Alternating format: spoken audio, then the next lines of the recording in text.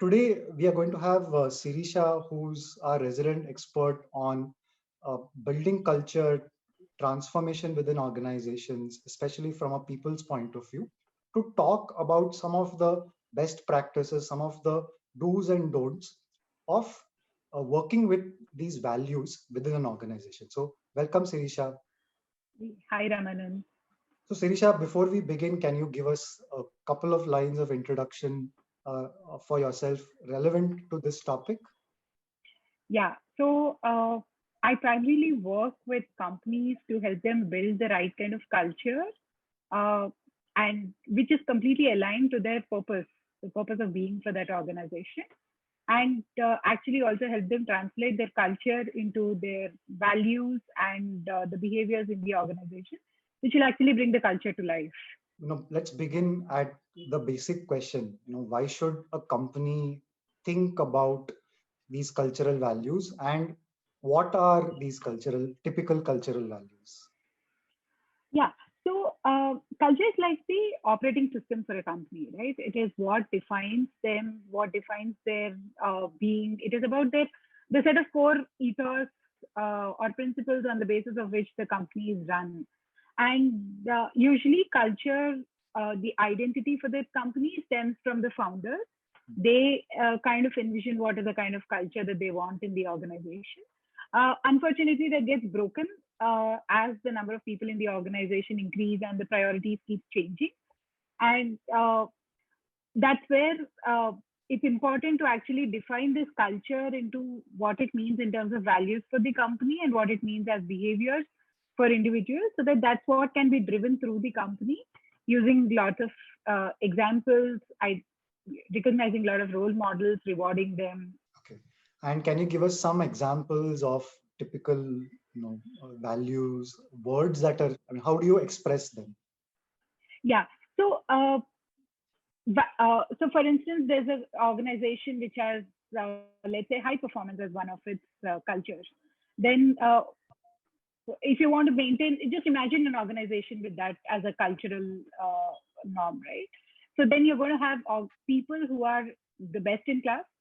You have people who are self-driven, who have people who will be experimenting, who will not just be following a set of instructions, but who will be constantly experimenting, and who are going to be engaged or intrigued by the kind of colleagues that they have. The kind of people that they work with.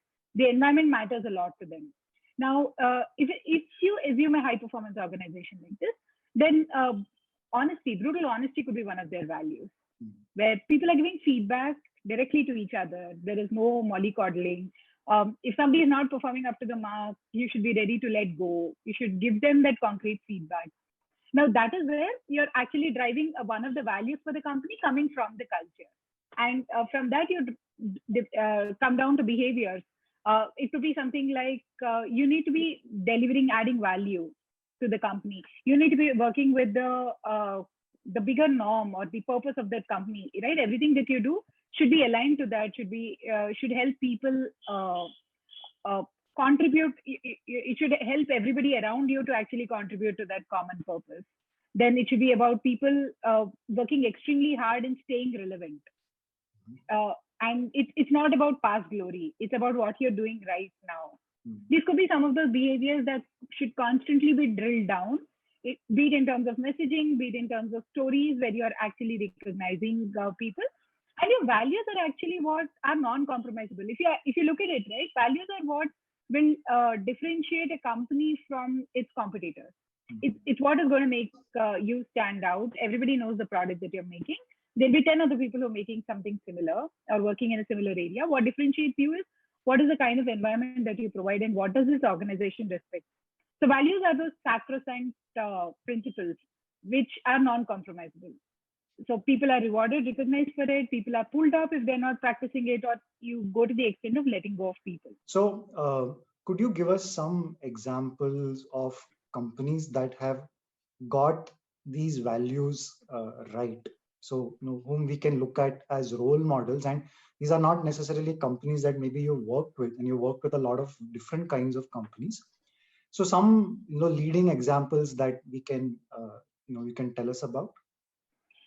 So some leading examples again in the multinational context. One is Netflix, where they completely believe in freedom and responsibility. mm, So to ensure they bring that value, the cultural aspect to life, they've gotten rid of majority of their policies. So they have a no vacation policy. They mm, nobody needs to go for approval for something that is good in the larger context of the organization. And with great freedom, they say comes great mm, responsibility. And so every individual should work in the best interest of Netflix. mm, Then Novartis is a company again that's doing a lot of work around building curiosity. mm, So they call themselves the unwatched culture. mm, So there's no question of a boss, and it's about people working together and actually getting things done. It tends to go closer to the holocracy model, right? Where mm, there is a particular project that you want to execute, so there's a bunch of people who are capable of contributing to that project comes together. Whoever has the best view about the longer term picture for it actually drives the project, and then people contribute and they get the work done. So Novartis is also building this curiosity as a culture in the organization because they want to be agile, nimble, want people to constantly learn, question all the assumptions, so that they, as a natural process, they keep reinventing themselves. Then Google has a good culture where they say, we take care of rest of the things for you. So you come to work with your whole self. You're not bothered about other things. So these are some good multinationals which are actually living the culture that they talk about, and it's not restricted to the plaque that they put up in the office. Right. So, no, because I am a little skeptical about some of these from personal experience. I've often found that, uh, some of this is paid lip service too. You have three, four words that sound very generic, very abstract. And I sometimes struggle to understand one, how does it differentiate one company from another? When you say a value like execution, let's take it. I'm not saying that every company that has that value is paying lip service to it, but so there are, one is it's a very generic kind of word, and I don't understand what I should do differently if I was working there. And secondly, do you think that someone comes up with this and then there is a reality which is very different from these? So comment on both these things. Yeah, for majority of the companies that I have seen, I've attempted speaking to a lot of CPOs. Most places it is lip service because just think about the genesis of this, right? Mm, After growing to a certain extent, everybody realizes that they need some culture statements and value mm, statements because that seems to be the in thing, correct. and they need it. So it ends up being the boardroom Mm, discussion with the leaders, and they come up with some of these nice sounding words. mm, Now that's what usually happens, and they came up. Then it becomes an HR agenda, which is the mm, most surprising part for me because culture has to be a board CEO or COO agenda mm, mm, because you're actually building the company for the future. It is mm, built to last in a very different sense than mm, what was used earlier, right? It's about building a resilient organization that is ready to go with, which is agile, nimble. It constantly keeps adapting itself, and it's actually delivering best in class and get a 10x growth. Now that is ideally the vision of a CEO and the board. And if you see, after the real capital that is required for running a business, it's the people capital that's the only mm, differentiator. So something which is as important as core as culture is often gets diluted because of the way it is done, where it is pushed to HR. Then it becomes setting up football tables and table tennis uh, boards, and getting people to uh, forcibly come together as part of get-togethers and events that are organized. mm, Now, that's not what is actually going to drive the culture in the company, right? It should mm, be about who you hire, mm, and if I'm looking at joining a company, it should be why should I join that company? I can see a career path, money, but that mm, matters only to a certain extent. If you actually see the millennials and their reason for picking up companies, and there's a recent survey which was done by BCG and somebody else, which talks about millennials and the reason why they pick the company, and it's about people are talking about having spectacular people to work with. mm, People are talking about using that, their first job as a platform where they learn much more mm, than what they learn in a B school. Mm. They're looking at using that as a platform where they're actually growing faster and they're doing that real networking where they're Mm. having some meaningful connections with people. And if that's what people are aspiring for, then it is something that they should, the organization should look very strongly towards. And unfortunately, right, it falls in the important but not urgent Mm. grid, right? And my attempt is to actually change that narrative, saying, Mm. it is important and urgent because now is the time that if you haven't done so far, now is the time that you need to define as to what you stand for. Right. Quite a few things there I wanted to get into, but I think one thing I'm taking away is that these values, if done right, can serve as compass, direction, setting mechanism. Something, especially when a year like this, where you're looking for something to orient yourself or reorient yourself. These values can play that role of that direction setting. So, like you said, a foosball table is of no use in a year like this. But if you've stated some form of resilience or team, whatever is your unique brand of values, that is something you should be able to carry with you, wherever you are, right, and whatever be the circumstances. So, one thing I wanted to ask you is, what is the best time for a company to think about it? And there are probably we can take two examples. One is, let's say you're a startup and you're moving through the years and the series and funding and all those kinds of things. And let's take another more established kind of company. Maybe they are going from one order of magnitude growth to another. So is there a good time to do these kinds of exercises, or do they just happen by default? So, like we were talking earlier, right? Culture stems from the founder's philosophy Mm. of, what is the kind of company that they want to be? What do they want to stand for, right? Now, uh, if you look at the founders and probably the next level of people that they hire, it's very easy for them to transfer that, Mm. in terms of this is how we work because you're working very closely, right? Mm. And culture values is not statements that you make, but it's actually where you're walking the talk, Correct. where you're doing what you're preaching, and so others look at you and start learning. Now, when you look at another level of people coming, so you're, the CEO, owner, founder, next level, starts hiring people to work with them. Mm. That is where the break in the chain happens, right? Mm. Because it is A communicating to B is doing 70% of it. B will start showing that 70%, and C will actually start imbibing 40% of it, Mm. assuming around 30% is lost in translation. Mm. So that's where it starts getting diluted. So anytime when a company is where they're going into a hiring mode, Mm.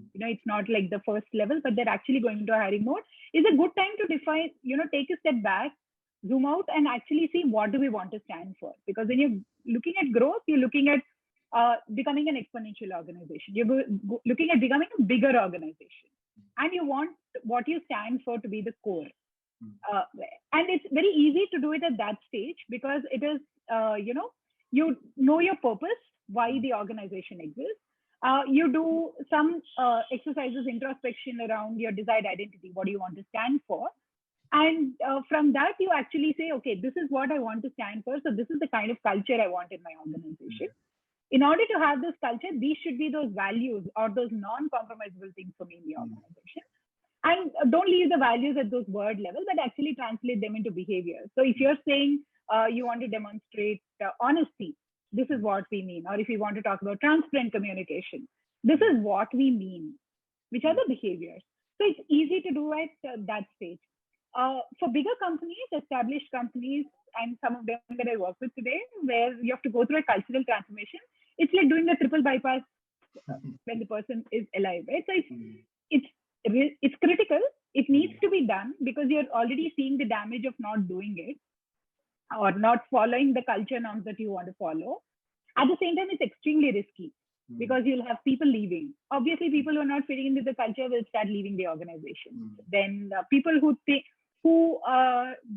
don't find their purpose aligned to the organization will sooner or later leave the organization. 2 3 years later, and this one of the companies that I did with now, even when I talk to the CEO, it's 3 years since I've done that, and we realized that the attrition that happened then was good attrition. Because when you actually went ahead to recruit people at that time, we got the right kind of people who are more aligned to the organization. And so that's where at a later stage, cultural transformation has its own challenges when it comes to executing it. Again, but fundamental, all of them realize that, it's culture is to recruiting what product is to marketing, right? So it's extremely important to have the right culture to attract the right set of people. And what we also realize is there could be star performers outside, but when you recruit them into the organization, if they don't fit into your culture, you might have disparate, fantastic individual contributors, but you don't get the benefit of that or the power of that cohesion that happens across the leader or across your team. So that's what becomes very critical. So in terms of timing, I think any time when they see that they're getting into the hiring process is right. Does it happen in only startups? Does it happen can you do it for larger organizations? Can be done for both. But larger organizations bring along with them a lot more complexity. It's not tough, but you need the CEO on the board to actually see where you're driving them and, be okay with the initial blips that might happen. Right. I mean, I've sometimes jokingly said that these values are like, the words democratic or republic or people in some of these countries' titles, right? If you have to call it out, then maybe that's missing. So and that can be actually a source of difficulty for organizations, right? You say honesty is your cultural value. It almost as if you have to call it out, then what drove you to do that? So so let's get a little bit into. I mean, I want to ask you one more question about the benefits before talking about how one should run an exercise like this. You spoke about its benefits in recruiting, in giving people direction. Are there any external benefits of identifying some of these values? Because this is an exercise that is going to be effortful, so painful. A lot of introspection is what I'm hearing you talk about. So, what other benefits apart from recruiting or good attrition can you think of? So one of the bigger benefits that I have seen is the underlying, negative currents that keep running in the organization between people. Right, it kind of demystifies all of those. Where there is only one way in which people can function in the organization. The other benefit I have seen is it removes a lot of these groups. It's my group and my tribe and I protect them. It just removes all of that, because then it becomes organization talent versus a talent that is associated only with a leader. The other part that I've seen is much higher quality decision making. And this is what some of my clients have also acknowledged about the quality of decision making and the way it improves, because people are very clear what is acceptable, what is not acceptable. So it's you tend to become an organization driven by context than control. Okay. Across all levels. Okay. And one of the things that you were talking earlier about using some of these words for describing countries, right? I had one client a couple of years ago who was talking about honesty as one of their values, honesty and transparency. So then we got into discussing something, and he said, "You know what? This is the problem with my CEO and all." I said, "Go ahead and tell him." So he said, no, he's been there with us for almost 7 years. We have to figure out how to subtly tell. So that's where the fundamental problem lies, right? At the CEO level, he's talking about honesty and transparency, but you haven't built the culture in the organization where people are ready to share open feedback. Then there is a problem. So, you need to build a culture where people are open to receiving feedback, where feedback is not personal, but feedback is about the kind of work that is done. Now, if a leader demonstrates it, probably it's much easier for people, below to actually look and say that it's okay to do that, right? They do not question people in meetings. They do not question authority. So when you say transparency, then that's what you should probably build in the company to actually start respecting those values that you lay out for. Right. Um, has there been any instance, or have you seen any example where there was a value statement or a word that you thought was very interesting, that it was not your run of the mill set of words? Does anything come to mind?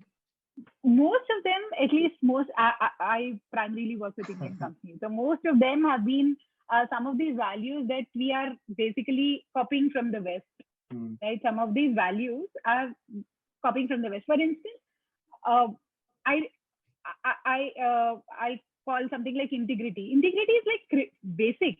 Hmm. So you shouldn't even call it as your company. I mean, it's like Correct. fundamental human value, right? So why Hmm. are you calling it by adding that value? How is it differentiating your Hmm. company's value system to Hmm. something? One organization I fail to remember that they have a book on their values. So they talk about metrics. Hmm. Metrics are core to our organization. And Zappos, which I was lucky to do an internship while I was doing my fellowship, was where they talk about being maniacal about customer service. Hmm.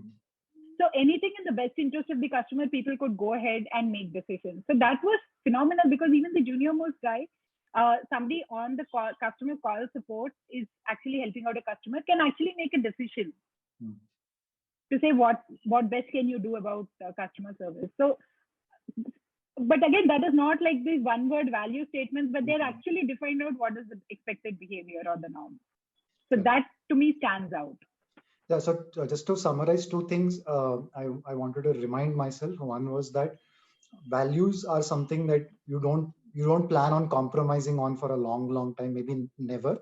And secondly, they should be Chinese whisper proof. They should somehow you should be able to transmit them, irrespective of how big things can get. And that's when you get the true value of it and can help in things like decision making. So let's talk a little bit about um, the nuts and bolts of coming up with something like this. But I think Harish has a question before. Yeah, so I had a couple of questions. I guess this will also segue into the next section that you're talking about, Ramanand. So does that mean, and since you said that it is a parallel to the operating system in a computer, so instead of trying to highlight say 5, 6, or in some cases whatever 14 values or whatever, does that make more sense to look at all possible values that are there and actually describe what each of those means for different roles and in different situations, so that it is very crystal clear that what does this really mean in my context? Does that really make more sense than picking these 4, 5 and saying that, oh, this is what we really want to stand for? I often recommend doing it the other way around. Okay, I tell them forget about the words. I'll help you come up with the words and the culture statements. I ask them, their purpose. For instance, why are they even running that company? What do they want to stand for? And it's like the obituary exercise that we do, right, Harish, where you're writing your own obituary to understand what are those core things that you stand for. I ask them, to write their done, I call them the done grid statements, which is like, 5 years, 10 years. If they're writing their own newspaper headlines, forget about the numbers, right? What do they want to stand for as a company? So that helps come up with that helps them come up with their desired identity. Once they have that desired identity, it's about to get there. How should people behave? How should people work? And when people actually come up with this, right, it's much easier to distill and come up with what are those values and the associated behaviors. Otherwise, what often happens is the exercise that I've seen people doing often is when they have to come up with their values, it becomes 3 or 4 people sitting in one room and actually coming up with those nice sounding words. And it finally becomes, ye bhi chahiye, wo bhi chahiye. But how do you translate it? Do you really want to stand up for this? Is something that is a question, right? For instance, there are organizations that talk about innovation mindset or entrepreneurial spirit, or they have different words for this, but they are not a culture where they accept failure. Now, even for accepting failure, you need to create that environment, right? You need to create environment where people are openly coming and talking about what are the experiments they did and what did they fail, what did they learn from it. or you have budgets to actually play around. So even if it is about innovation, even if it's about coming up with a new idea, they will really need to work on uh, looking at, okay, whose approval do I have to take, how do I justify my idea in the larger context and all of that. So that is not right. So instead, let actually looking at these leaders brainstorming to see what kind of company do they want. And it's always about resolving dilemmas there. When you're trying to define your culture and values, it's always about design, resolving a lot of dilemmas. For instance, I was talking about context and control, right? Now, context or control, bias to action versus analysis, thorough analysis. These are decisions organizations should take. There's no one right thing. But in the context of their business, what is the right thing? And so as through workshops and through talking to the leadership team, engaging with them is where you're resolving a lot of these dilemmas. That helps us come up with what are those bunch of key things that people should do. And then it's easy to actually come up with those value plugs. It could be statements. For some, statements are more easier to understand. For some, it is about, coming up with those keywords or coming up with key mnemonics and abbreviations. So that's the later part, according to me. Otherwise, it just gets confusing because you just want everything to be added. This is nice sounding. I want to stand for integrity. I want to stand for respect for my people. And I want to stand for transparency. Majority of the leaders, when you first have this conversation, these are things that they come up with. We want to be a transparent organization, but we're very secretive about our information. So then that doesn't make sense, right? So then you might not have, which is okay. And that is actually also brings to the point that culture is very unique to a company. You do not copy what others have done. And again, defining culture and values for us is something that we're copying from the West, which need not be the case. For instance, what I have seen working with companies in India is we're very relationship-based organizations, right? We are very people, there's thin divide between professional, personal relationships. Whereas a lot of companies in the West are task-based organizations. So you do well, you're doing well. Success in India is very, very differently defined, right? From when we are kids, right? Where we are talking about success being standing on top, being in front of the line and growing faster, all of that. But success is very different in the West, where people are fine being individual contributors all their life, doing the same thing for 20, 25 years because they're passionate about it. So understanding what are those values that are important for the company, what are those values that will resonate with people who are going to be joining your company is very important. I would always say take a grounds up approach. Right. Okay. And I have a follow-up question on this as well. So should organizations treat this as a one-time exercise? And if they've done it, and how do they know whether they have actually done a good job of it? When do they actually look back? What should be the trigger to think about even doing this exercise again? How do they know whether there is a need to take another look at it?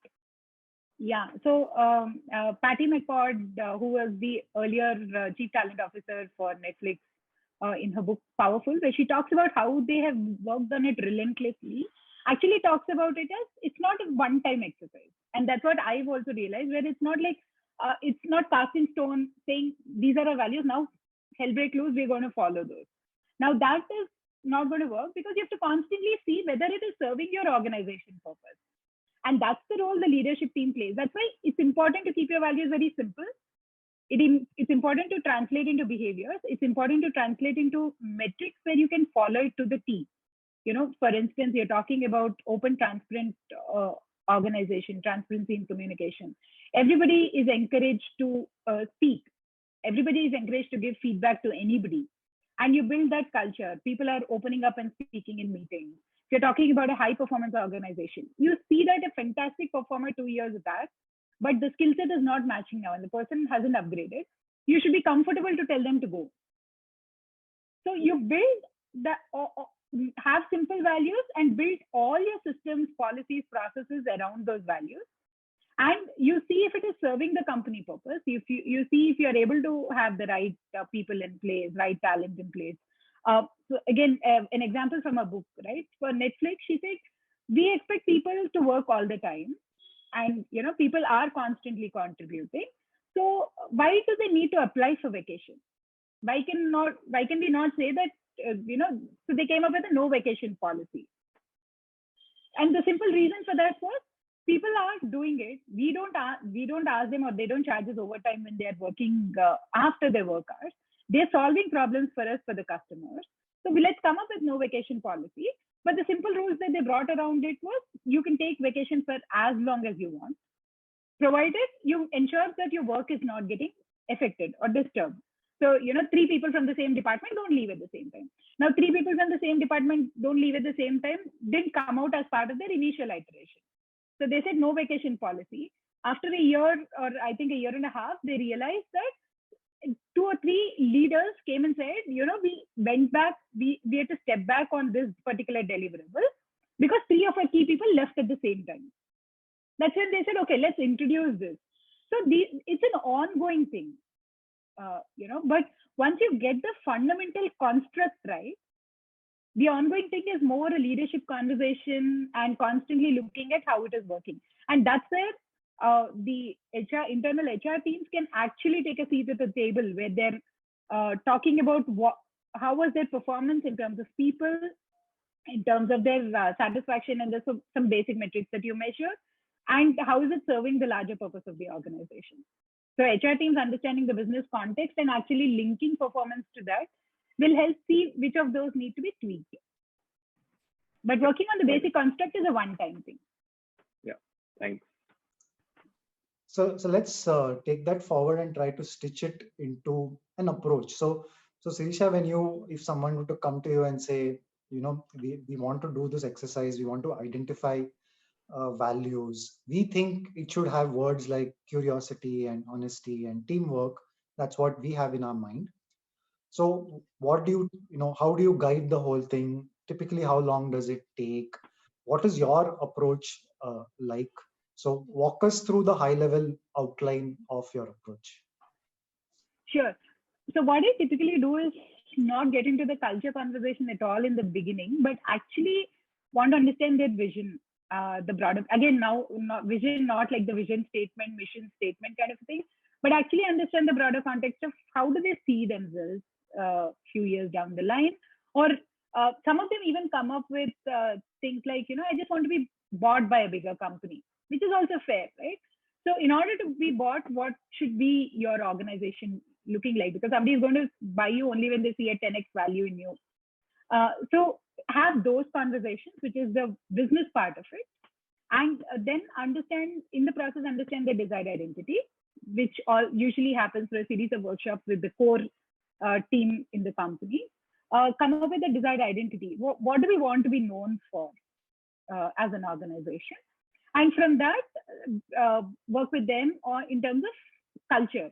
So in order to get to that desired identity, because and that's where we actually see whether things like curiosity, honesty, if those are things that they want to stand for, how do they fit in? So what do you mean by having curious people? What do you mean by transparency?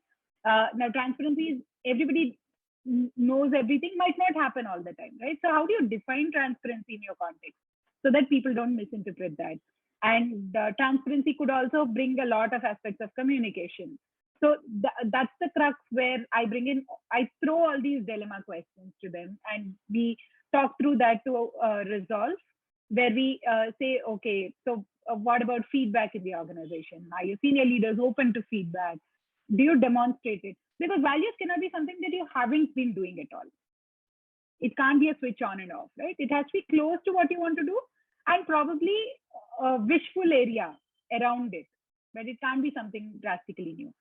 Once we identify that broad culture and what are those key values, we translate that into behaviors. Most of this work is done with the leadership team. We translate those into behaviors, and that's what is circulated through the organization. Now, that's done in different ways. That's done in leadership communication. That's done through a lot of other internal organization communication. That's done with leaders walking the talk. So basically, you start with the top. Without actually explicitly calling things out, you start getting people to demonstrate some of these values and talk more openly about it, narrate their own stories. Then we also do an internal story collection thing where in the organization, you're actually recognizing people who have demonstrated these values. Then you work on the reward mechanism in the organization. Uh, you, and bigger chunk, more significant chunk is actually integrating this into the performance management process. Because what gets recognized gets performed, right? So, and that's what becomes your culture. So you need to integrate that into the performance management process where subtly you're constantly noting down what are those things.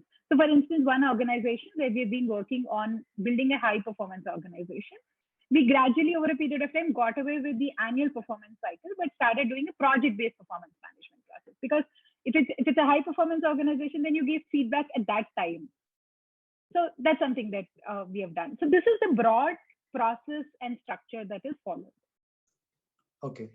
How easy is it to resolve these dilemmas? Because I see that as the point where you have to confront some of these tensions, right? Some are unstated, some have been recently discovered. So how easy is it for them to reconcile these different tensions? And second question is that tell us a little bit about the output. So for example, if you take something like curiosity, how do you break it down into behaviors, and is there a good number, a kind of a Goldilocks number for these value statements? Should they be 3? Should they be 10? I think we've seen multiples of 10 as well. So is there so one is the dilemma question, and secondly, uh, what is a value like curiosity expressed as, in terms of what other information do you usually collect? And finally, a little bit about the number. Yeah. So resolving the dilemmas, I've seen fights break out in rooms. Okay. Or I've also seen authorities snubbing the other voices in the rooms. But it's important to recognize and reconcile, or you just keep it to the side, saying this is not something we want to stand for because we don't have an identity. But at the end of it, which is why in the earlier part when you asked me about time, how long does it take, right? It's always been, in my experience, been a function of the kind of organization and the kind of leadership team. Sometimes it gets done in 2-3 workshops where, in terms of resolving these dilemmas. Sometimes we just stuck because people want to go back, reflect, and come back. So it's challenging in a sense that you bring out all the hidden can of worms in the organization or between people, because you're explicitly asking them to talk about some of the things that they don't want to talk. But it's very clear, either we decide on a way, we resolve our differences and decide on a way, or we say that we don't have a point of view on this and we don't want to talk about it. When things like that are left as we don't want to talk about it, the next workshop I go to them with what are all the bad things that can happen if they don't talk about it. And that's a call that they take, whether they're ready to let those things happen, let that impact their culture. And which is fine. There are lots of times there are unresolved dilemmas, but that makes it very clear to them that they don't talk about it as their identity. So that's the first part. And the Goldilocks number, I haven't really figured it out, the ideal number. Typically, I usually try restricting them to 4 to 6, because it's very tough to for people to remember versus driving behavior. Sometimes whatever they have, like people come to me with 18, 20, I've also seen cases where people have 18 cultural statements and another 15 values. So that's chaos, because it makes it very difficult for the other person to understand and interpret. So we actually bring that down to what is core for the company. Because the questions that I keep asking is this something that you will measure people's performance on? Is it something that you will send people away from the organization? Is it something that you want to stand for in every practice that you follow? And actually bring those nuances out where I say that, in sales, if this is what you're talking about, let's say transparency is what you're talking about. This is how your salesperson is going to go and have a conversation. Or this is how your salesperson will come back and give input to the product team. Is your product team going to be open for that feedback? Because you're talking about transparency, which means translating your customer insights directly into actions and taking a call and telling the sales guy whether you're doing it or not doing it. A lot of times, some of these things are left in the lurch, right? So those are things that we keep talking about. uh, and that's what helps us drill down what does that value stand for. And I've also seen where transparency defined in one organization could be very different from transparency defined in another organization. So defining those behaviors is the critical part that I see in this exercise. Right. So let's take an example of something like curiosity. Let's say, an organization, you've gone through the process, you're in the middle of it, everyone is happy with that being one of the values. Uh, uh, what else do you come around? What else do you build around it so that it's more concrete? People understand what curiosity means in our context. And I want to ask what Harish had also alluded to earlier, which is, do you try and define this in the context of different roles or different levels, so that because I might be a freshman engineer, what does it mean to me compared to I'm in sales? What does, and I've not heard of curiosity being a part of my value system.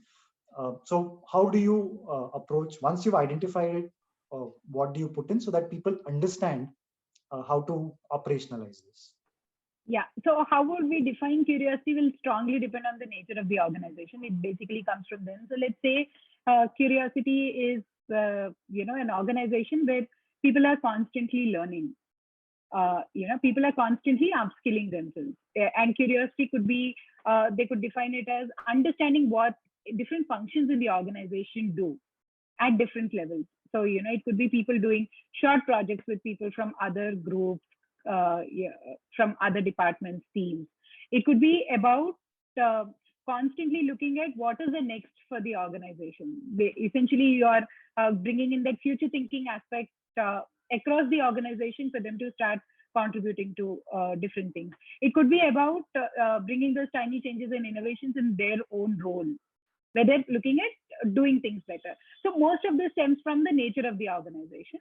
And once you define this, the next step, and I think I missed answering that when Harish asked, is actually looking at some of the key roles in the organization, which have majority of the population. So usually we pick up the roles which are assigned to 80% of people in the organization and say, what does that mean in each of these roles? Because sometimes some dilemmas come out through that also.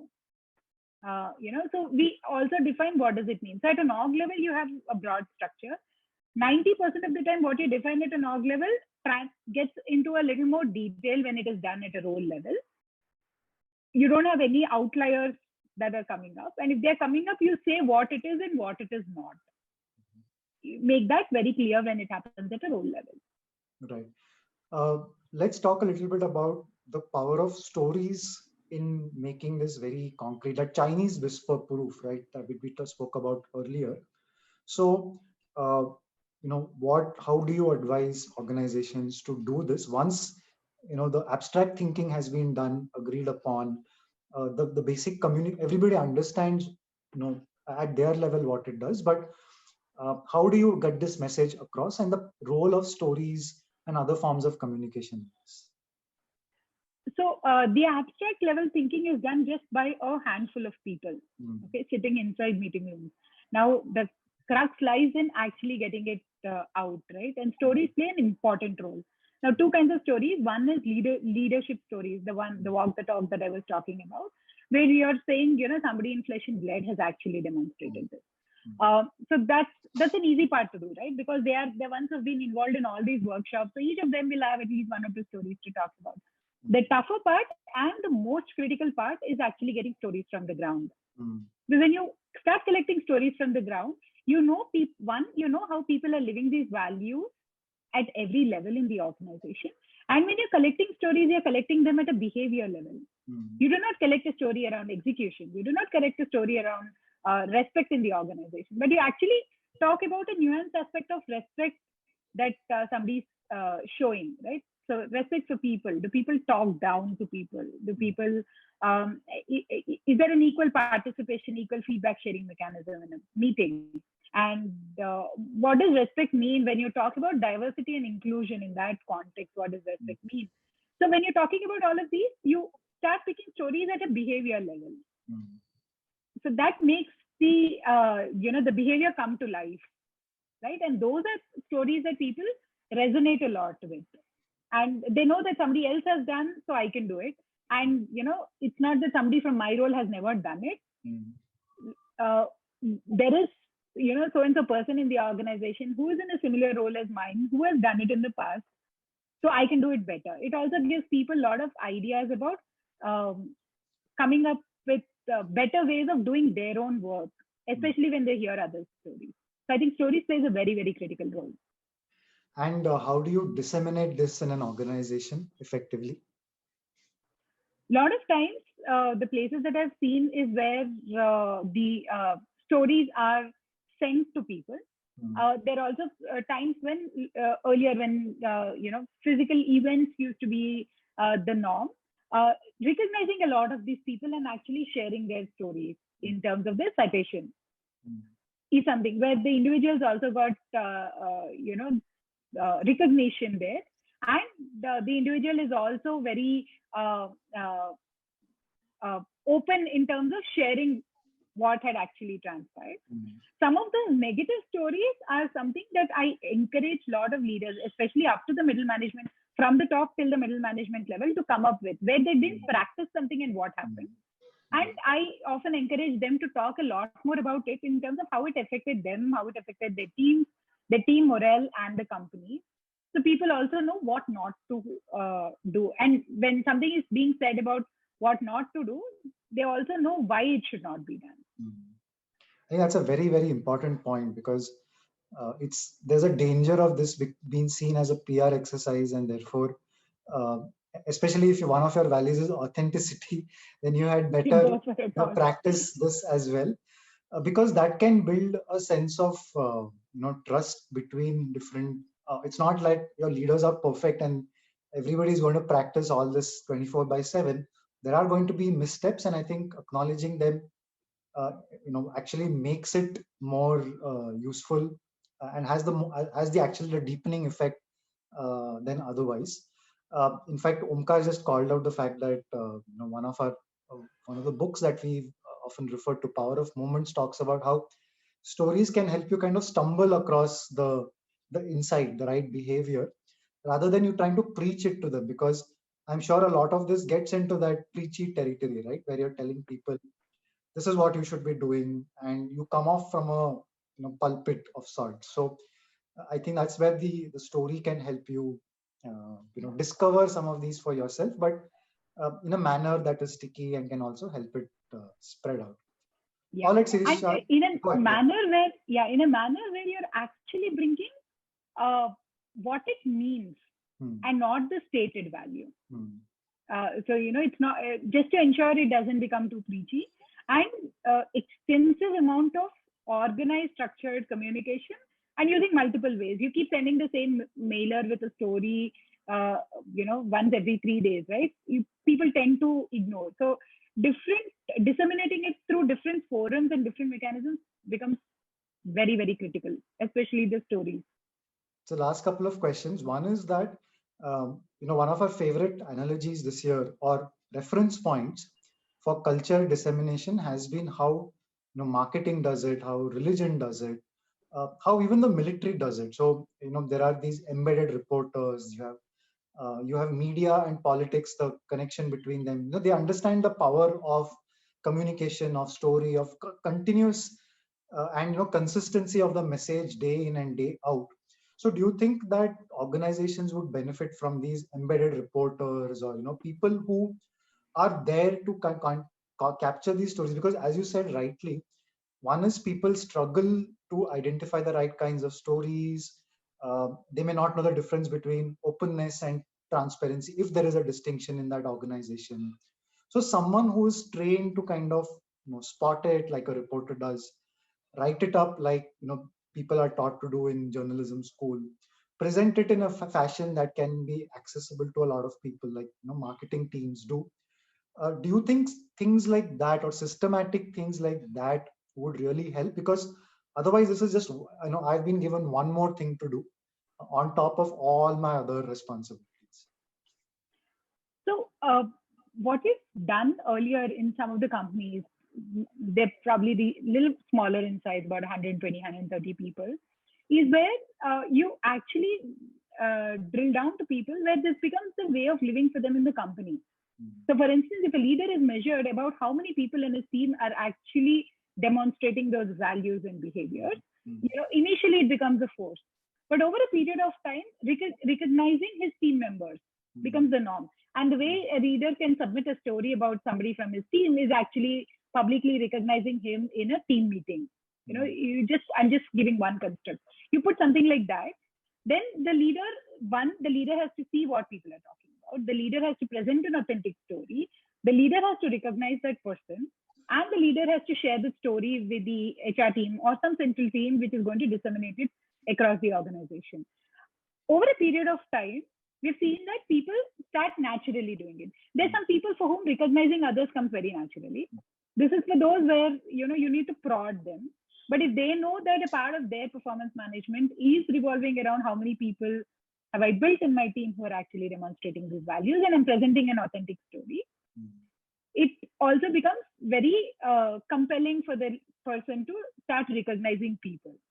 So that's where integrating a lot of other processes, right? The way engagement is done and all of that becomes important. Now, once they present a raw story, either their external companies that help them actually structure it and bring it to a form which can be shared with the rest of the organization, or sometimes the HR team start taking these stories and work on them and add all the pulse to it to share it across the organization. But getting the leader or the manager or the lead to do it on the spot at the right time is a behavior that you have to drive in the organization. It's almost as if you need a baseline set of behaviors around recognition and the immediacy and appropriateness of feedback, and mapping that to your values. That goes with the territory. It's the science side of maybe driving culture. So we're almost at the end of our time, Sirisha. Thank you so much. Before we end, are there any someone, if a CHRO is listening to this, a CPO is listening to this, they are starting on this journey, they just want to get their minds around how to how to think about this better. Are there books, are there podcasts, are there resources that they should you would recommend to them to start with? Yeah, so there are no specific books that are except probably culture code, right? There are specific books which talk explicitly a lot about it. And one of the best books that I have read is the No Rules, a recent book. It's a conversation between Erin Mayer, who's a professor at INSEAD, and Reed Hastings, the CEO of Netflix, about some of their, if you actually look at some of their cultural aspects, right, it's shocking. It's like, how can a company work like this? Isn't this against the natural way of how humans work, where we are very empathetic and we are very we're not direct in our feedback and all? That's how human relations work. So how does this company thrive? And he has powerful explanation for all of this. So the book is actually a conversation between Erin Mayer and Reed Hastings. So that's a very nice book. Then the book that I was, she's also, Erin Mayer has also written another book, which is Culture Map, which talks about some of these dilemmas to resolve in a cross-cultural context. Now, again, that's something that we didn't speak about today, but that again is a huge dimension in itself, right? Where some of the values that you have, especially for MNC, some of these values that you have centrally might not interpret the same way in different cultures. So she actually looks at some of those basic human values and how they're interpreted very differently in different countries. So that's been a very insightful book. Then Patty McCord's Netflix, the stories from Netflix that she writes in a book called Powerful is again a very interesting one. A lot of books about their own organizations. So you read the book on Google, on Amazon, or powerful organizations. And if you actually read the founder stories, right, it gives you an insight into what was the kind of culture that they were breeding in the organization. Again, this is very, very personal to their organization, right? So there's, and probably the reason why there's no one single book on culture that exists which acts as a holy Bible, because it's very, very personal to the company and to what they want to stand for. Right. Yeah. I think Omkar also points out that books like Good to Great, they talk about how you get the right people in the right places, and Yeah. what you spoke about can help do that matching so that your organization is moving forward. All right, I think we've had a fascinating introductory conversation to the world of culture building through identifying the right values. I'm sure we'll do a couple of follow-ups on this topic soon. Thank you so much, Sirisha.